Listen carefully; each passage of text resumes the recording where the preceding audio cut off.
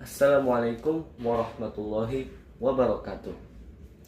Alhamdulillahirabbil alamin. Puji jeung syukur urang panjatkeun ka Allah Subhanahu wa taala anu parantos masihan nikmat iman, nikmat Islam, serta nikmat kesehatan, sehingga orang sadaya tiasa kempel dina ieu acara seminar dinten ieu.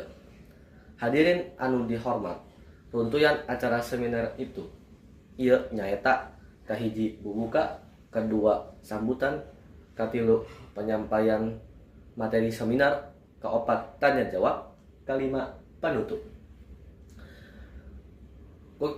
Ku kituna hayu urang buka ieu acara kumacaan basmalah sasarengan. Bismillahirrahmanirrahim. Mugi acara seminar dinten ieu tiasa masihan mangpaat pikeun urang sadayana. Hatur nuhun kang pahartian sadayana.